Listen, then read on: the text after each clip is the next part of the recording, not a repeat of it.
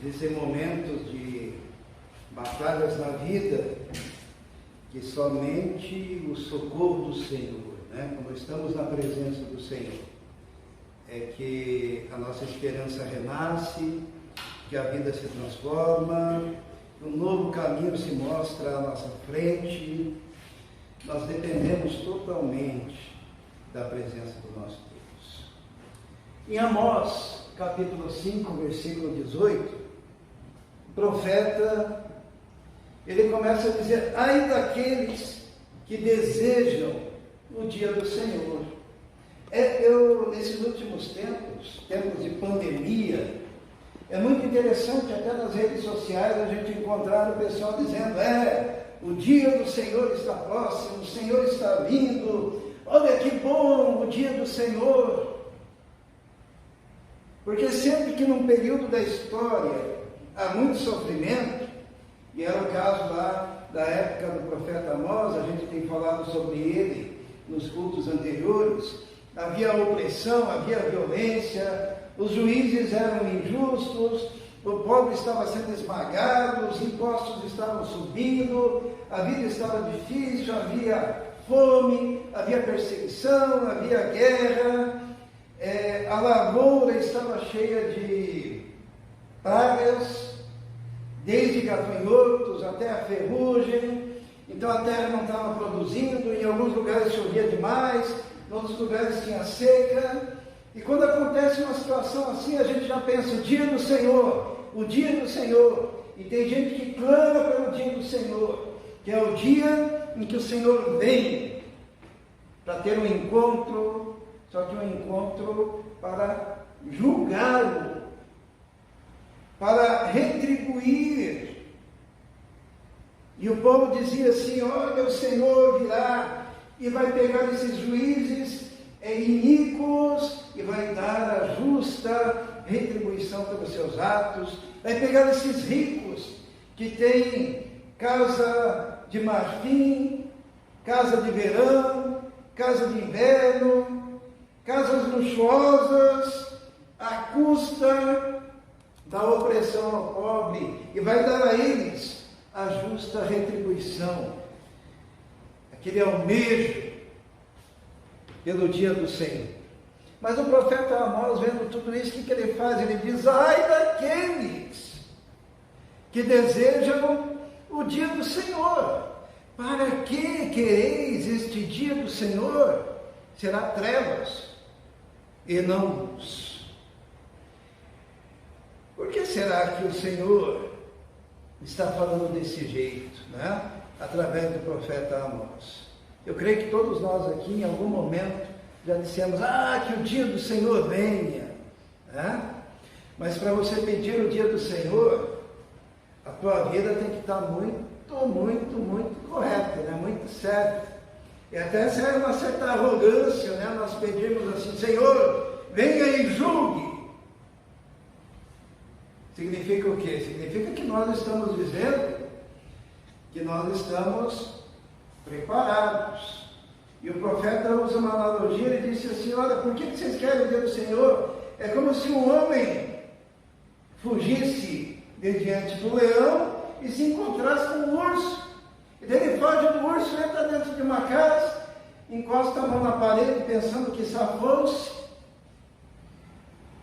e é mordido por uma cobra.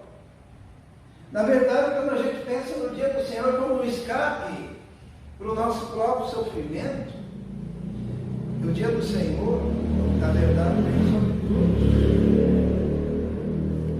Por que será que o profeta, ele diz ainda: não será, pois, o dia do Senhor trevas e não luz, escuridão sem que haja resplendor? Por que vocês estão querendo o dia do Senhor?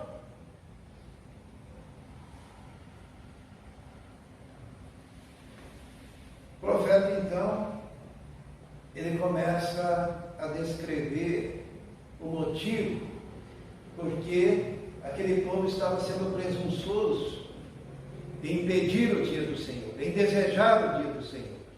E o primeiro motivo, ele dá nesse versículo 21, ele diz assim: odeio e desprezo as vossas festas e as vossas solenidades, as vossas assembleias solenes. Não me exalarão bom cheiro. Através do profeta, o Senhor está dizendo: vocês estão pedindo o dia do Senhor, mas as vossas festas religiosas, as vossas assembleias solenes, que eram os cultos da época, não exalam um cheiro bom. Vocês continuam com a sua religiosidade, vocês continuam com as suas atividades religiosas, só que as vossas assembleias são hipócritas. O desejo que vocês têm pelo dia do Senhor é resultado de uma arrogância e de um sentimento de superioridade em relação aos outros. Mas para vocês pedirem o dia do Senhor, primeiro tem que consertar a sua vida com Deus, tem que consertar o seu culto, tem que consertar a sua adoração, tem que consertar o seu relacionamento com o Pai, porque servir a Deus não é só ir nas festas religiosas, nas assembleias solenes, porque muitas vezes aquilo que é oferecido ao Senhor nesses cultos cheiram mal ao Senhor. E o profeta diz: ainda que me ofereçais holocaustos, ofertas de alimentos, não me agradarei delas, nem atentarei para as ofertas pacíficas de vossos animais gordos. Deus estava dizendo: por que vocês estão pedindo o dia do Senhor, sendo que a vida de vocês não está correta? E justamente naquilo que vocês se orgulham, que é o culto.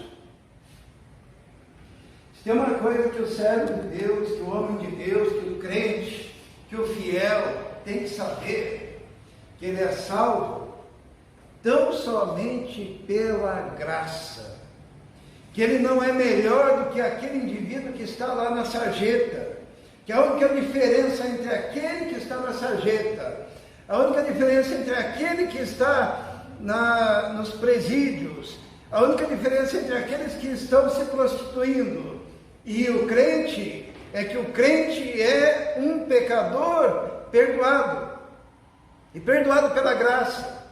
E aquele indivíduo que está cometendo pecado, cometendo erro e se atolando no pecado, ele só está lá, muitas vezes, porque o povo de Deus não se levantou para proclamar, falar, anunciar, viver o amor e a graça de Deus em todos os cantos.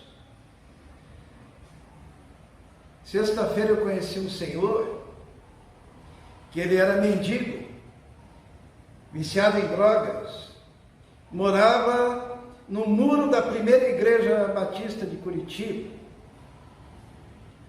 e o pessoal queria internar ele, porque ele era viciado e vivia naquela sujeira.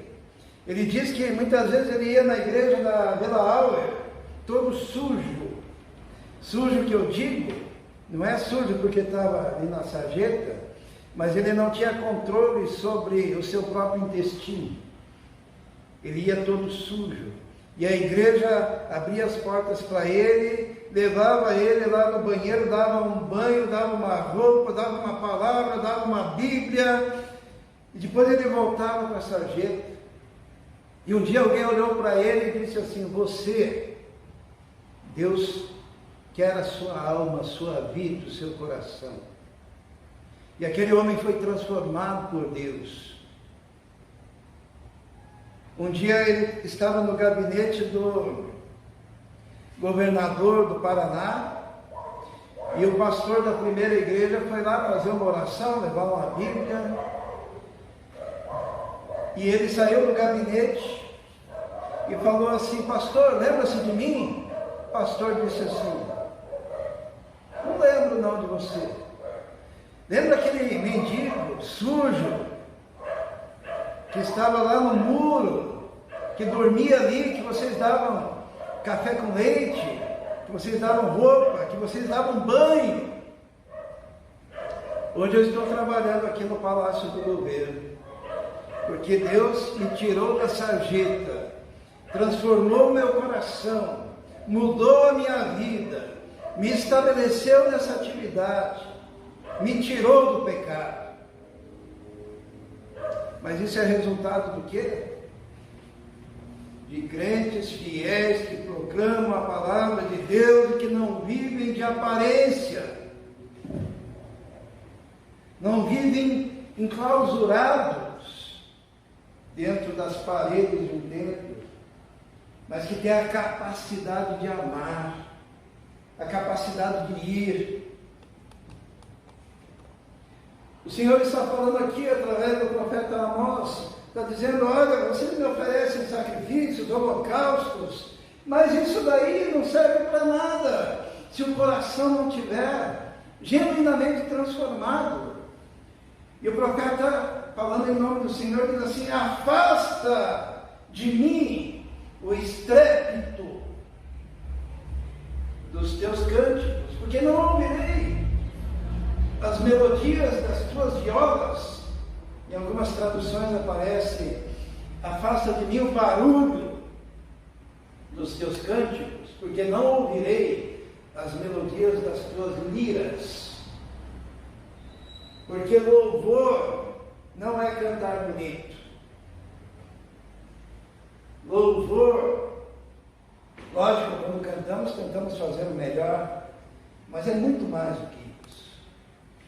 A adoração, ela parte de um coração remido, regenerado, contrito, quebrantado diante de Deus, e daí aquilo flui e chega direto no trono do Senhor. Não é apresentação em palco, mas é coração moído diante da graça de Deus. É um coração agradecido, é um coração constrangido pelo amor do Senhor. Por isso que o profeta, ele diz assim: vocês estão pedindo o dia do Senhor, primeiro conserte o culto de vocês, conserte a adoração, consertando o coração, afasta esse barulho que eu não quero ouvir, afasta a festa solene porque está cheirando mal. E ele diz assim: corra, porém, o juízo como água, aquela água que vai purificando tudo, né? E a justiça como ribeiro impetuoso. Isso é, o amor, a justiça, a misericórdia, a graça tem que fluir através do povo de Deus, através dos lábios, através da conduta. O Senhor Jesus diz assim, que se nós crermos nele, como dizem as Escrituras, do interior fluiriam rios de água viva. São aqueles rios abençoadores da graça de Deus, porque aonde passa um filho de Deus, é a graça de Deus passando por ali e transformando aquele lugar.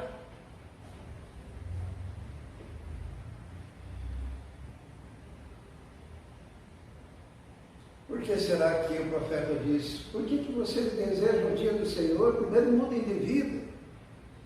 E depois ele faz uma declaração. Ele diz assim: ofereceste-me, vós, sacrifícios e oblações no deserto por 40 anos ao casa de Israel. O povo de Israel se orgulhava da sua tradição, da sua história. Tem muitas denominações que se gloriam da sua tradição, da sua história, e o mesmo acontecia com aquele povo, mesmo estando todo errado. Eles diziam: por 40 anos adoramos ao Senhor no deserto.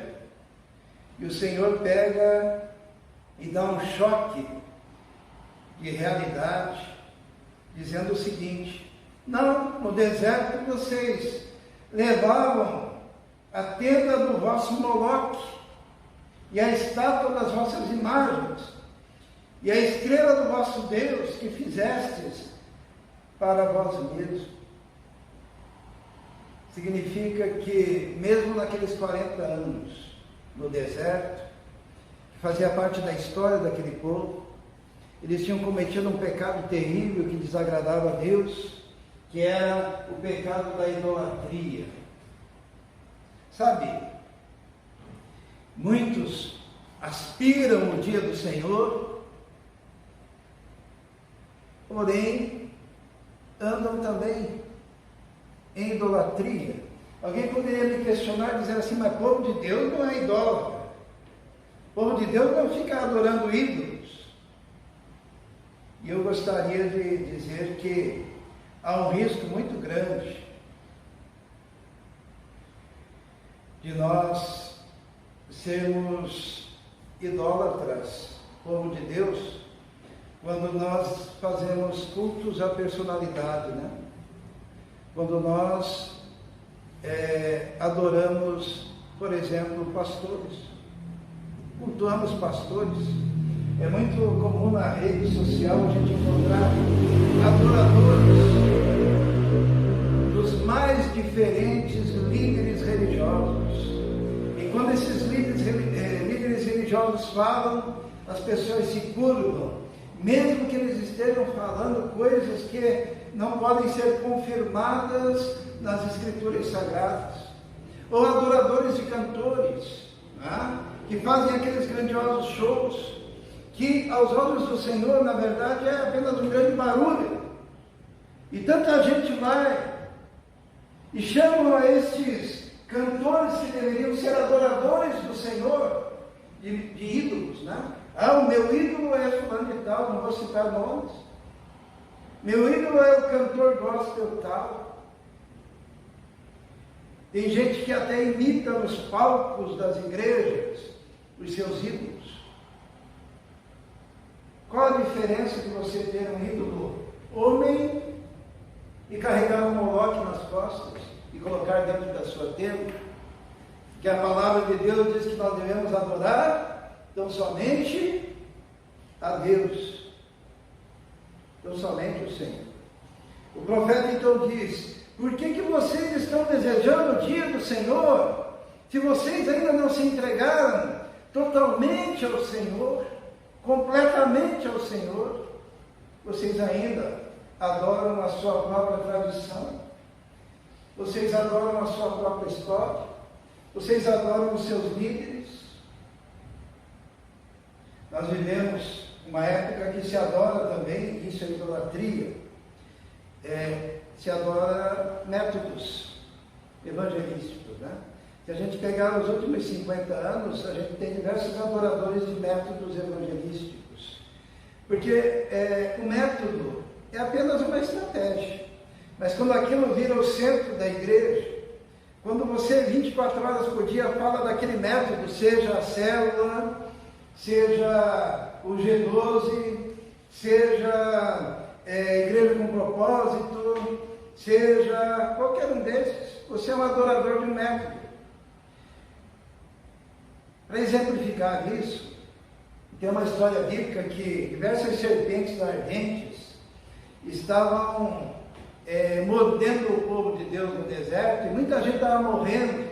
E daí Moisés, orientado por Deus, estabeleceu um método para que aquele povo não morresse. Qual que era o método de Moisés, lembra? Moisés construiu uma serpente de bronze, colocou uma haste, ergueu a serpente de bronze, e diz a palavra de Deus que aqueles que eram picados pelas serpentes ardentes e olhavam para a serpente de bronze eram curados e não morriam. Então o método era o quê? O método que Moisés fez, a serpente. E todo mundo que olhava para ela, né, que simboliza Cristo, depois no Evangelho de João, era curado. Aquilo lá era um método. O que Moisés deveria fazer com aquele método? Depois que foi usado? Jogar fora. Os irmãos sabem o que aconteceu com aquele método, a serpente? Eles deram um nome para ela, para aquela serpente de bronze. Chamaram ela de Neustan. E começaram a adorar o método, adorar a serpente de bronze. Começaram a servir aquela serpente. E diz a palavra de Deus que se levantou um rei. O nome do rei era Ezequias, está lá em 2 Reis, no capítulo 18, versículo 4. Esse rei quebrou a serpente de bronze, que desde aquela época era adorada pelo povo. O povo adorava o método. E isso é idolatria. E isso é pecado. Isso desagrada a Deus. A igreja se reúne não em torno de um homem, não em torno de uma denominação, não em torno de um método, mas a igreja se reúne em torno da presença central de Jesus Cristo, que deve ser adorado em espírito e em verdade. E nada substitui a primazia do Senhor Jesus no culto, na adoração a Deus. As consequências viriam, né? Deus falou assim através do profeta Amós: portanto nos levarei cativos para além de Damasco, diz o Senhor, cujo nome é o Deus dos exércitos. Por que vocês tanto querem o dia do Senhor? Por que vocês estão pedindo o dia do Senhor? Na verdade, o dia do Senhor, o dia do encontro com o Senhor, pode acontecer na vida de cada um de nós, de quem está assistindo também, a qualquer momento. É aquele momento do encontro. É o momento quando nós vamos ter que prestar contas. E não adianta você ir cheio de obras. Não adianta você ir cheio de religiosidade. Não adianta você chegar lá e dizer: olha, Senhor, eu fiz isso, fiz aquilo. Senhor, Senhor, em teu nome expulsei demônios. Em teu nome falei muitas línguas. Em teu nome profetizei. O Senhor dirá: não vos conheço. Apartai-vos de mim, vós que praticais a iniquidade. A única maneira de chegar naquele dia do encontro com o Senhor será humildemente reconhecendo que você entregou a sua vida, a sua alma, o seu coração, o seu destino ao Senhor Jesus. E você creu em Jesus como único e todo suficiente Salvador.